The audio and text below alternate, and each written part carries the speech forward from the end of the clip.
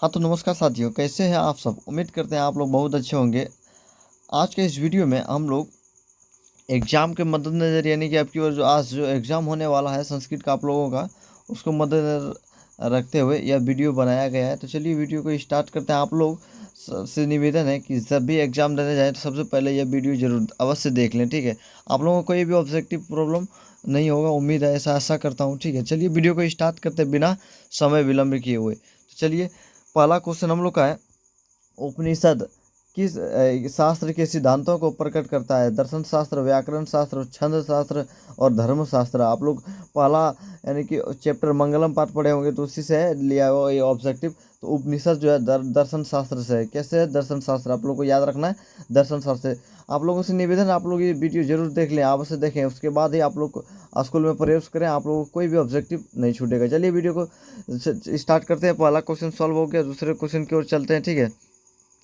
Second number question हम लोग का है, किस किसकी गुफा में आत्मा निहित है? पर्वतीय गुफा में, कृत्रिम गुफा में, जीवों के शरीर शरीर यहाँ पे होगा, ठीक है, रूपी गुफा में, किसी में भी नहीं। तो इसका राइट आंसर हो जाएगा किसकी गुफा में जो है आत्मा निहित है, तो ये हो जाएगा जीवों की शरीर रूपी गुफा में। आत्मा जो है जीवों के शरीर रूपी गुफा में निहित है। चलिए नेक्स्ट क्वेश्चन की ओर चलते हैं। नेक्स्ट क्वेश्चन हम लोग का है, कुमुदी महोत्सव कब मनाया जाता था? कुमुदी महोत्सव यानी कब मनाया जाता था? वर्षा ऋतु में, वसंत ऋतु में, ग्रीष्म ऋतु में और शरद ऋतु में। ये आप लोगों को बता दें, पाटलिपुत्र वैभवम से ऑब्जेक्टिव लिया गया है, तो ये हो जाएगा ऑप्शन डी हो जाएगा, शरद ऋतु में। शरद ऋतु में मौर्य वंश काल में यानी कि कुमुदी महोत्सव मनाया जाता था। आप लोग को एक क्वेश्चन यानी कि यहाँ से ये भी पूछा जा सकता है, पटना नगर जो है कितना वर्ष पुराना है? तो पटना नगर आप लोग को याद रखना 2500 वर्ष, 2500 वर्ष जो है पुराना है, ठीक है? नगर 2500 वर्ष पुराना।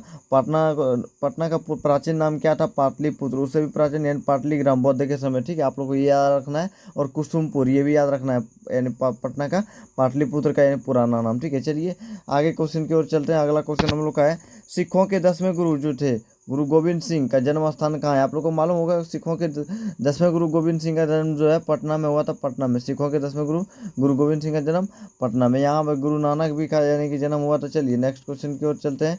नेक्स्ट क्वेश्चन हम लोग का है, एशिया महादेश का सबसे लंबा पुल किस नदी पे बना है? यमुना, गंगा, ब्रह्मपुत्र और सोन। या तो एशिया महादेश का सबसे लंबा पुल जो है वो गंगा नदी पे बना है। गंगा नदी जिसको बोलते हैं गांधी सेतु। क्या बोल सकते हैं हम लोग? गांधी सेतु उसको बोलते हैं, ठीक है?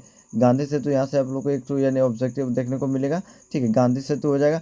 और आप लोग को ये याद रखना है, यानी पटना किस नदी पे यानी कि बसा है, ये भी ऑब्जेक्टिव आप लोग को आ सकता है। पटना जो किस नदी पे अवस्थित है? तो गंगा नदी पे अवस्थित है। चलिए अगले क्वेश्चन की ओर चलते हैं। अगला क्वेश्चन हम लोग का है, प्राचीनम में कौन उपसर्ग है? आप लोग को याद रखना, उपसर्ग जो होता है वो आगे लगता है, उपसर्ग जो होता है आगे लगता है और पीछे जो है प्रत्यय लगता है। तो प्राचीन में हम लोग देखेंगे तो क्या हो जाएगा? प्राजोड़ चिन्हम, प्राचीनम। तो यहाँ पे हम लोग परा हो जाएगा, ऑप्शन बी हो जाएगा राइट आंसर, ठीक है? पराजोड़ चिन्हम, प्राचीनम। चलिए नेक्स्ट क्वेश्चन की ओर चलते हैं। नेक्स्ट क्वेश्चन हम लोग का है, मुनि शब्द का तृतीय बहुवचन का यानी तृतीय बहुवचन का क्या रूप होगा? तृतीय विभक्ति का बोल रहे हैं यहाँ पे, ठीक है? ऑप्शन है मुनीम, मुनिये, मुनिया, मुनि भी। मुनि भी राइट आंसर हो जाएगा, ऑप्शन डी हो जाएगा मुनि शब्द का, ठीक है? चलिए नेक्स्ट क्वेश्चन की ओर चलते हैं। नेक्स्ट क्वेश्चन में पिबती किस धातु का रूप है? पा, पठ, पथ, पिब। तो पिबती आप लोग को याद रखना, पा धातु का रूप है, पा धातु का रूप है। चलिए नेक्स्ट क्वेश्चन की ओर चलते हैं। विनीता में लिखा कौन स्त्री प्रत्यय है? तो आप लोग याद रखना, आकर अगर आ गया और स्त्री प्रत्यय पूछ दिया तो टाप हो जाएगा। क्या हो जाएगा? टाप हो जाएगा, टाप। पूछेगा अनुजा में कौन सा स्त्री है? स्त्री प्रत्यय है। अनुजा में कौन सा स्त्री प्रत्यय है? तो आप लोग को याद रखना, टाप अनुप्रिय, ठीक है? चलिए नेक्स्ट क्वेश्चन की ओर चलते हैं। नेक्स्ट क्वेश्चन हम लोग का है, किस पद में अविभाव समास है? किस पद में यानी कि अविभाव, ये किस यानी अविभाव समास का यानी कौन सा यानी कि उदाहरण है? तो व्याघ्र भयम, राम लक्ष्मणो, महाजन और यथाशक्ति। तो आप लोग को बता दें, टोटल समास जो होता है वो 6 होते हैं। अविभाव जो हो जाएगा इसमें यथाशक्ति हो जाएगा। यथाशक्ति आप लोग को पूछ सकता है, प्रतिदिन पूछ सकता था, यथासंभव पूछ सकता है, अविभाव ये सब है। ये सब टोटल समास जो है अविभाव का बोले अभी उदाहरण, ठीक है? चलिए नेक्स्ट क्वेश्चन की ओर चलते हैं। नेक्स्ट क्वेश्चन है, आलसियों को प्रतिदिन इच्छा भोजन कौन दिलवाता था? विद्यापति, वीरेश्वर, आलसरा कर्मचारी और मिथिला का राजा। तो वीरेश्वर दिलाया करता था। वीरेश्वर का स्वभाव कैसा था? आप लोग को ये भी पूछ सकता था। तो वीरेश्वर का स्वभाव जो है दानशील था, ठीक है? दानशील था। और वीरेश्वर कौन था? तो मिथिला के मंत्री थे। कौन थे? मिथिला के मंत्री थे। और आलस, टोटल आलसी की संख्या कितनी थी? तो 4 थी। आप लोग को यह याद रखना है। और आलस में आग कब लगाई गई? तो दिन में लगाई गई थी। ये सब आप लोग को याद रखना है, ठीक है? चलिए नेक्स्ट क्वेश्चन की ओर चलते हैं। नेक्स्ट क्वेश्चन है, है स्त्रियों का रक्षक कौन है? पति, पुत्र, पिता, भाई। इसका राइट आंसर हो जाएगा पति। स्त्रियों का रक्षक कौन हो जाएगा? पति हो जाएगा। चलिए नेक्स्ट क्वेश्चन की ओर चलते हैं। नेक्स्ट क्वेश्चन हो जाएगा याज्ञवल्क्य के अपने आत्म तत्व की शिक्षा किसको दी थी? गार्गी को, मैत्रेयी को, सुलभा को और अपाला को। राइट आंसर हो जाएगा मैत्रेयी को, ऑप्शन बी हो जाएगा। चलिए नेक्स्ट क्वेश्चन की ओर चलते हैं। गंगा देवी ने किस महाकाव्य की रचना की थी? शंकर चरित्रम, वरदामी काव्यनियम और मधुर विजयम और कथा मुक्तवली। तो मधुरा विजयम हो जाएगा, मधुरा विजयम। गंगा देवी ने महाकाव्य मधुरा विजयम को रचना की थी। चलिए नेक्स्ट क्वेश्चन की ओर चलते हैं। नेक्स्ट क्वेश्चन है अछूत राय कहाँ के राजा थे? काशी के, दरभंगा के, चित्तौड़ के, विजयनगर का। अछूत राय जो थे वो विजयनगर के राजा थे, विजयनगर के राजा थे। चलिए नेक्स्ट क्वेश्चन की ओर चलते हैं। सीमंतोनियन किस संस्कार के अंतर्गत आता है? शेषव, जनपूर्व और शैक्षणिक और गृहस्थ। तो सीमंतम हो जाएगा शेषव, ठीक है, शेषव संस्कार। आप लोग को याद रखना संस्कार टोटल कितने होते हैं? संस्कार 16 होते हैं, ठीक है, टोटल संस्कार 16 होते हैं, यह सब आप लोग को याद रखना है, ठीक है। चलिए आप यहाँ पे शेषव संस्कार कितने हैं? 5, 3, 6, 1। तो शेषव संस्कार जो हो जाएगा वो 5 हो जाएगा। कितना हो जाएगा? 5 हो जाएगा। चलिए नेक्स्ट क्वेश्चन को चलते हैं। कन्यादान किस संस्कार में होता है? शैक्षणिक, उद्देश्य और शेषव विवाह। तो कन्यादान जो हो जाएगा वो विवाह हो जाएगा, राइट आंसर हो जाएगा विवाह में कन्यादान हो जाएगा संस्कार, ठीक है। चलिए नेक्स्ट क्वेश्चन की ओर चलते हैं। मनोहर में कौन सी संधि है? यानी कि इस संधि से पूछा गया है तो स्वर संधि, व्यंजन संधि और विसर्ग और पूर्व स्वर। तो मनोहर में हो जाएगा विसर्ग संधि। क्या हो जाएगा? ऑप्शन सी हो जाएगा। आप लोग को याद रखना मनोहर में हो जाएगा विसर्ग संधि। चलिए नेक्स्ट क्वेश्चन को चलते हैं। किस समास का पहला संख्या यानी पद जो है संख्यावाचक होता है? तो समास में है पहला यानी कि जो पद होता है वो संख्यावाचक होता है, तो इसमें हो जाएगा द्विगु, राइट आंसर हो जाएगा द्विगु। इसका उदाहरण आप लोगों को बताते हैं। त्रिभुज हो सकता है, ठीक है। त्रिभुज में देखिए 3 को भुजा वालों को त्रिभुज बोलते हैं, चतुर्भुज को बोल सकते हैं, 4 भुजा को चतुर्भुज बोल सकते हैं। इसका राइट यानी कि त्रिभुज द्विगु समास का उदाहरण ले रहे हैं हम लोग, ठीक है। संख्यावाचक बोध हो तो उसको द्विगु समास बोलेंगे। चौराहा ले सकते हैं हम लोग, ठीक है। नवरत्न लिख सकते हैं। चलिए नेक्स्ट क्वेश्चन की ओर चलते हैं। नेक्स्ट क्वेश्चन हम लोग का है राम प्रवेश राम की प्रतिष्ठा कहाँ थी? राम प्रवेश राम की प्रतिष्ठा यानी प्रतिष्ठा कहाँ थी? अपने गांव में, अपने राज्य में, अपने राज्य और केंद्र प्रशासन में, केंद्र प्रशासन में। तो अपने गांव में प्रतिष्ठा जो वो कहाँ थी? अपने गांव में। अपने गांव में क्या करा था? वो विद्यालय बनवाया था राम प्रवेश राम, ठीक है। ये कर्मवीर कथा से लिया गया है। चलिए नेक्स्ट क्वेश्चन की ओर बढ़ते हैं। नेक्स्ट क्वेश्चन है राम प्रवेश राम क्या कर रहा था जब शिक्षक ने पहली बार उसको भिखन टोला में देखा? तो खेल रहा था, खा रहा था, पढ़ रहा था, दौड़ रहा था, पढ़ रहा था। क्या हो जाएगा? ऑप्शन सी हो जाएगा पढ़ रहा था। और शिक्षक जो भिखन तोला में आया था वो नवीन प्रकार के थे। किस तरह से? नवीन प्रकार के। आप लोग याद रखना है। चलिए नेक्स्ट क्वेश्चन की ओर चलते हैं। नेक्स्ट क्वेश्चन है रात्रि जागरण को त्याग कर मूल शंकर कहाँ गए? गुरु के पास गए, घर पर गए, गुरु की खोज, तीर्थ स्थान पर। तो रात्रि जागरण के बाद मूल शंकर जो थे वो घर पर गए, घर पे। मूल शंकर किसका नाम था? दयानंद सरस्वती के नाम था, ठीक है। दयानंद सरस्वती का मूल नाम था। उसका घर कहाँ था? तो गुजरात में था। कहाँ पे था? गुजरात में था, ठीक है। उसने आर्य समाज की स्थापना किया था, आगे हम लोग देखेंगे 1875 में। और चलिए अगले क्वेश्चन की ओर चलते हैं। अगला क्वेश्चन हम लोग का शरीर के नष्ट होने के बाद भी किसका नाश नहीं होता? संपत्ति, गुण, कामना, राज, लक्ष्मी। तो शरीर के नष्ट होने के बाद भी किसका नाश नहीं होता? आप लोग को ये पूछा है तो गुण हो जाएगा, राइट आंसर ऑप्शन बी। शरीर नाश हो जाएगा लेकिन गुण का भी नाश नहीं हो सकता। दोस्तों आप लोग को यह याद रखना है। अब काफ़ी बेहतरीन ऑब्जेक्टिव यानी बेहतरीन लेके आ गए हैं, ठीक है। आप लोग को ये वीडियो जरूर देख लीजिए, उसके बाद आप लोग एग्जाम हॉल में जाइएगा, ठीक है। चलिए नेक्स्ट क्वेश्चन की ओर चलते हैं। असहिष्णुता को जन्म, नेक्स्ट क्वेश्चन है असहिष्णुता को जन्म कौन देता है? प्रेम, करुणा, द्वेष और क्षमा। तो द्वेष हो जाएगा, राइट आंसर ऑप्शन सी हो जाएगा। चलिए ठीक है, ये हो गया। चलिए नेक्स्ट क्वेश्चन की ओर चलते हैं। नेक्स्ट क्वेश्चन हम लोग का है मनुष्य को कर्तव्य और अकर्तव्य का ज्ञान किससे होता है? सत्र से, शक्ति से, बुद्धि से और शास्त्र से। तो मनुष्य का जो है कर्तव्य और कर्तव्य के शस्त्र से होता है ज्ञान, ठीक है, ज्ञान शस्त्र से होता है। चलिए नेक्स्ट क्वेश्चन को चलते हैं।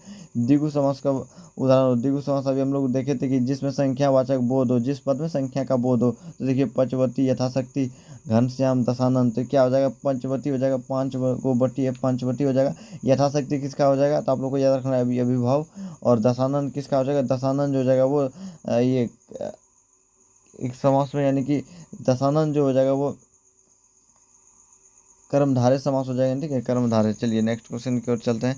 नेक्स्ट क्वेश्चन है स्वामी दयानंद ने आर्य समाज का स्थापना कब किया? यानी कि स्वामी दयानंद के द्वारा आर्य समाज का स्थापना कब हुई?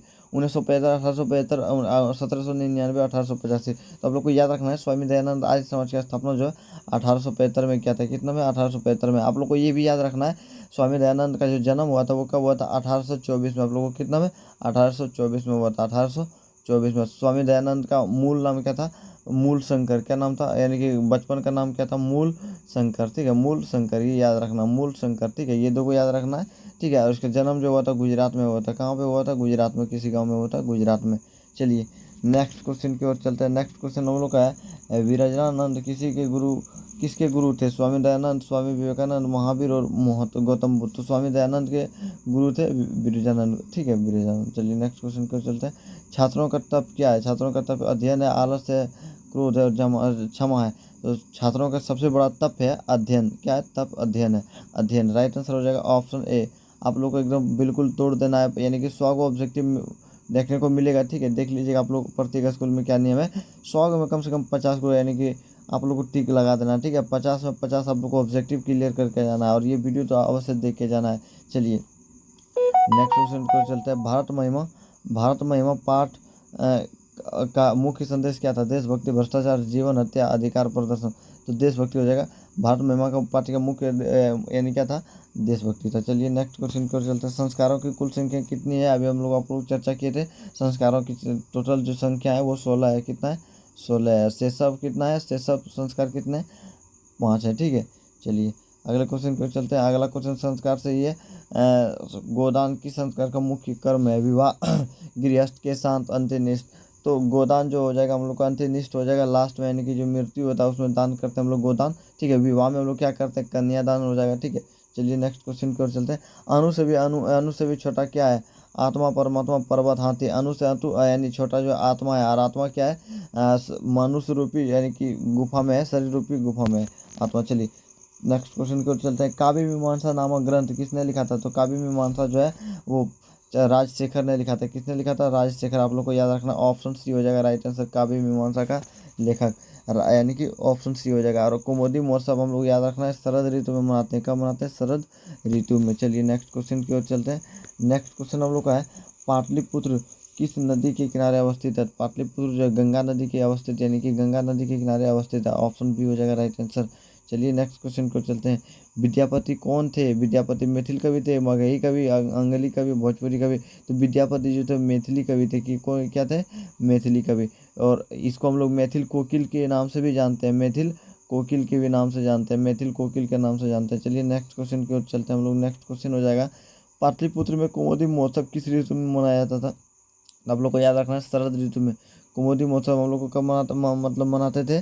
तो शरद ऋतु में मनाते थे वहाँ पे। चलिए नेक्स्ट क्वेश्चन को चलते हैं। नीतिकारों द्वारा शत्रु किसे माना गया? आलस्य को, क्रोध को, क्षमा को, बल को। तो नीतिकारों द्वारा आलस को शत्रु माना गया, आलस्य को शत्रु माना गया। चलिए नेक्स्ट क्वेश्चन की ओर चलते हैं। नेक्स्ट क्वेश्चन है रूप की रक्षा किससे होती है? सत्य से, योग से, मिर्जा से, वृत्ति से। तो आप लोग को याद रखना है रूप की रक्षा किससे होती है? तो सत्य से होती है। किससे होती है? सत्य से। ऑप्शन ए हो जाएगा राइट आंसर। चलिए नेक्स्ट क्वेश्चन की ओर चलते हैं। नेक्स्ट और लास्ट क्वेश्चन है आप लोग के लिए। ठीक है, ये लास्ट क्वेश्चन है। ठीक है, लास्ट क्वेश्चन क्या है? भीखन टोला गांव कहाँ है? उत्तर प्रदेश, झारखंड, बंगाल, बिहार। आप लोग को बता दें ये कर्मवीर कथा जो है उसे लिया गया है, कर्मवीर कथा से लिया गया है। ठीक है, कर्मवीर कथा। राम प्रवेश नामक इसमें एक लड़का रहता है। ठीक है, भीखन टोला गाँव में रहता था, और काफ़ी उसमें यानी कि दिक्कत भरी, उस गाँव में कोई भी विद्यालय नहीं है, और इसमें क्या करता है ये विद्यालय का यानी कि बनवाते हैं। ठीक है, बाद में। तो ये बिहार में है, भीखन टोला गाँव कहाँ है? प्रत्येक बार ये पूछ देता है, आप लोग को ये याद रखना है, VVI आप लोग के लिए। तो ये क्या है? भीखन टोला गाँव जो है वो बिहार में है। कहाँ पे? बिहार में। आप लोग को यहीं पे लास्ट यानी खत्म होता है। और को अ, आप लोग को कल कौन सा एग्जाम यानी कि कौन सा पेपर का एग्जाम होगा आप लोगों को कमेंट में बताना है। ठीक है, और ये वीडियो कैसा लगा आप लोग वो भी कमेंट करना है। और आप लोगों से निवेदन है कि ये वीडियो यानी कि देख के स्कूल में पहुँचना है। ठीक है, चलिए मिलते हैं बहुत जल्द नेक्स्ट वीडियो में। आप लोगों को कमेंट में बताना है कौन सा सब्जेक्ट कल है, तो उसका वीडियो लेके बहुत जल्द आएंगे सॉल्यूशन लेके। चलिए ठीक है, मिलते हैं नेक्स्ट वीडियो में। तब तक के लिए धन्यवाद। वीडियो अच्छा लगे तो आप लोग अपने दोस्तों के पास शेयर ज़रूर करें। मिलते हैं दूसरे वीडियो में। धन्यवाद।